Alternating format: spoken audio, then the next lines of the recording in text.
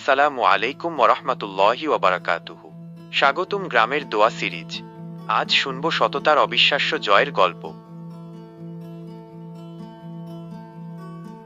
দেখো গ্রামের রঙিন বাজার, ফলমূল, মিষ্টি, মাছ, সবাই হাসি মুখে কেনাকাটায় মেতে আছে।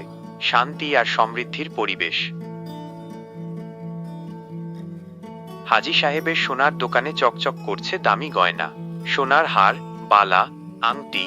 এই হার তার জীবনের সঞ্চয়। রহিম আর রাকিব মিষ্টি কিনছে। আজ লাড্ডু আর রসগোল্লা খাবো।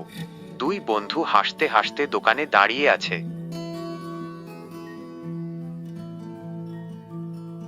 হঠাৎ ভয়ঙ্কর চিৎকার, চোর, চোর, আমার সোনার হার চুরি গেছে। হাজী সাহেব মাটিতে বসে কাঁদতে শুরু করলেন। সেই সোনার হার ছিল হাজী সাহেবের স্ত্রী সন্তানদের ভবিষ্যৎ। কে করলো এই ভয়ঙ্কর পাপ? পুরো বাজার থমকে গেল।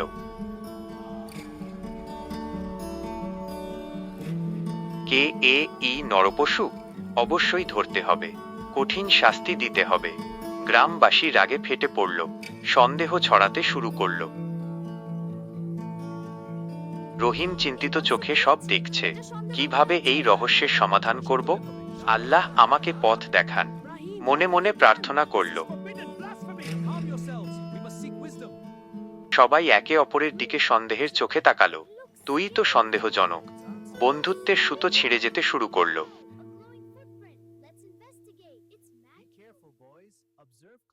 রহিম দৃঢ় কণ্ঠে বলল, আল্লাহ সব দেখছেন, সত্য অবশ্যই প্রকাশিত হবে। আমরা ধৈর্য ধরে অপেক্ষা করব সবাই।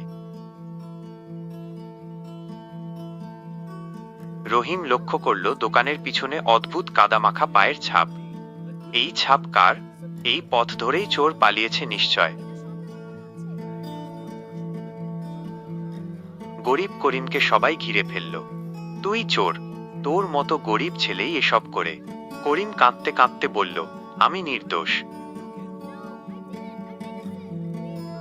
রাকিব চেঁচিয়ে উঠল, করিম, স্বীকার না করলে পুলিশে দেব, তোর মা বাপকে জেলে পাঠাবো। করিম ভয়ে কাঁপছে।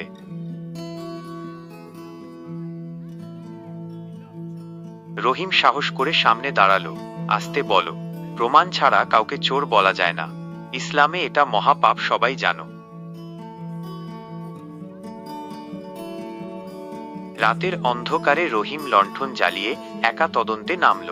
পায়ের ছাপের পথ ধরে চলল। সাহসী ছেলের একক যাত্রা শুরু।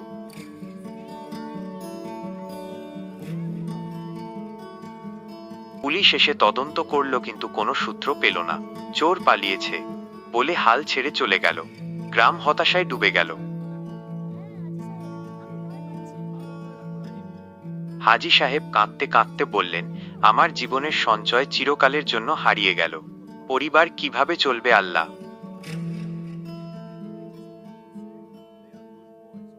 রহিম মসজিদে গিয়ে কুরআন খুললেন। সূরা ইউসুফ পড়তে শুরু করলেন। হযরত ইউসুফ আলাইহি ওয়াসাল্লামের সততার গল্প আলোর রশ্মি নিয়ে এলো। মিশরের সোনালী প্রাসাদ। ইউসুফ নবী রাজার খাজনাধ্যক্ষ। 7 বছরের অঢেল ফসল সংরক্ষণ করলেন অসাধারণ সততায়। ভান্ডারে গমের সোনালী পাহাড়। ইউসুফ একটি দানাও চুরি করেননি। পূর্ণ সততায় মিশরের ভবিষ্যৎ নিরাপদ রাখলেন। কিন্তু ভয়ঙ্কর খরা এলো মিশরে। 7 বছরের দুর্ভিক্ষ। প্রজারা ক্ষুধায় মরছে। খাবারের দাম আকাশছোঁয়া হয়ে গেল সবাই। ইউসুফ নবী ন্যায্যভাবে খাবার বিতরণ শুরু করলেন। ধনী গরিব সবাই একই পরিমাণ পেল। কেউ বেশি কেউ কম নিতে পারল না কখনো। রাজা ফেরাউন অবাক। তোমার অবিশ্বাস্য সততাই আমার রাজ্য বাঁচালো ইউসুফ। তুমি সত্যের জীবন্ত প্রতীক। প্রশংসায় মুখর। কুরআনের সেই আলো থেকে রহিমের মনে চমৎকার আইডিয়া এলো। ইউসুফ নবীর মতো সততাই আমাদের জয়ী করবে। আমার পরিকল্পনা আছে। রহিম দৌড়ে গিয়ে সবাইকে মসজিদে ডেকে আনলো। একটা সহজ কিন্তু অভিজ্ঞ পরীক্ষা করব। সত্য নিজেই প্রকাশ পাবে সবার সামনে। মসজিদ উঠোনে গ্রামের সবাই জড়ো হলো। রহিম মাঝখানে দাঁড়ালো। সবার চোখে আশা, উত্তেজনা আর কৌতূহলের ঝলক চিকচিক করছে।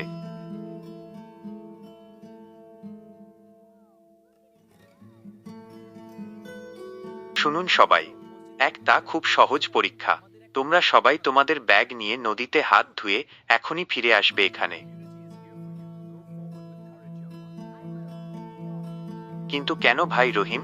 এটা কি ধরনের পরীক্ষা? সবাই বিস্মিত। রহিম রহস্যময় হাসল, সত্য নিজেই তার পরিচয় দেবে। নদীর ধারে লম্বা লাইন বাঁধল। করিম ভালো করে ব্যাগ ভিজাচ্ছে। রাকিব তাড়াহুড়ো করে ধুয়ে ফেলল। সবাই ফিরছে একটু একটু করে। 1 ঘন্টা পর সবাই ফিরল। রহিম শান্ত চোখে একটা একটা করে ব্যাগ দেখছে। উত্তেজনার চাপ চরমে পৌঁছালো। কি হবে এখন? করিমের ব্যাগ পুরোপুরি ভেজা। সত্যি নির্দোষ ছেলে ভালো করে ধুয়েছে। নির্দোষের বিশ্বাস তার কাজে ফল দিল স্পষ্টভাবে। রাকিবের ব্যাগও ভিজেছে, কিন্তু পুরোপুরি নয়। তাড়াহুড়ো করার ফলাফল স্পষ্ট। রহিম শান্ত মনে পরীক্ষা চালিয়ে যাচ্ছে। প্রথম 25টা ব্যাগ সব ভেজা। সবাই নিশ্চিন্ত হয়ে রহিমের দিকে তাকালো। কিন্তু শেষ 25টা ব্যাগ এখনো পরীক্ষা বাকি রয়েছে। রহিমের চোখ ছোট হয়ে গেল। 34 নম্বর ব্যাগ একদম শুকনো। কোনো পানির চিহ্ন নেই। সত্য প্রকাশের প্রথম আলো জ্বলে উঠল। রহিম ধীরে ধীরে শুকনো ব্যাগটা তুলে ধরল। সবার চোখ সেই ব্যাগে স্থির। এই ব্যাগের মালিক কে? সত্য বলুন এখনই। এই ব্যাগ আমার। আব্দুর রহমান চাচা কাঁপা গলায় বললেন। সবাই হতবাক। গ্রামের ধার্মিক চাচা চোর? এ কি অসম্ভব ঘটনা! চাচা মুখ ফ্যাকাশে। না রহিম, ভুল হয়েছে। আমি ভালো করে ধুয়েছি, কিন্তু প্রমাণ অকাট্য। সবাই চুপ করে রইল। চাচা আর দাঁড়াতে পারলেন না। হঠাৎ মাটিতে পড়ে কাঁদতে শুরু করলেন। আমি পাপ করেছি। শয়তান আমাকে ফাঁদে ফেলেছে। সত্য প্রকাশিত হল। রহিমের অসাধারণ বুদ্ধি আর ইউসুফ নবীর সততার পথ অনুসরণ করে চোর ধরা পড়ল। আল্লাহ সত্যের সঙ্গে। গ্রামের সবচেয়ে ধার্মিক বলে পরিচিত চাচা চোর ছিলেন। এই ঘটনা সবাইকে শিখিয়ে দিল, চেহারা দিয়ে বিচার করা যায় না কখনো। করিম নির্দোষ প্রমাণিত হল। রাকিব লজ্জায় মাথা নিচু করে দাঁড়িয়ে আছে। সবাই রহিমকে জড়িয়ে ধরল। তুমি আমাদের বাঁচালে ছোট ভাই। হাজী সাহেব সোনার হার ফিরে পেলেন। চকচক করছে আবার দোকানে। আল্লাহ তোমার সততার পুরস্কার দিয়েছেন রহিম। কৃতজ্ঞতায় কাঁদলেন। চাচা মসজিদে গিয়ে সজদায় পড়লেন। ইয়া আল্লাহ, আমার এই ভয়ঙ্কর পাপ ক্ষমা করুন।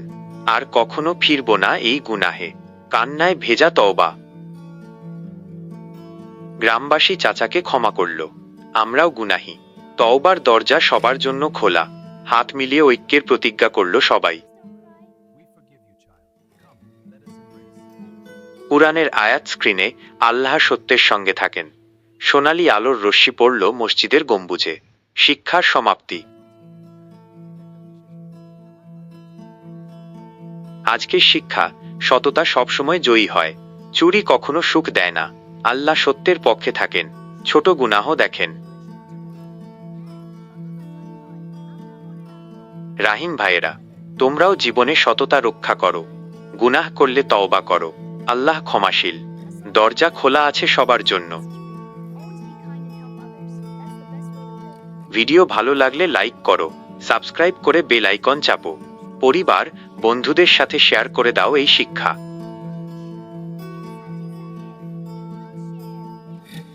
কমেন্টে জানাও তোমার জীবনে কোন সততার গল্প আছে, কোন গুনাহের জন্য তওবা করতে চাও। আমরা সব পড়ব আর দোয়া করব। নতুন শিক্ষা নিয়ে দেখা হবে। আল্লাহ হাফেজ। সবাই ভালো থেকো আর সততা রক্ষা করো।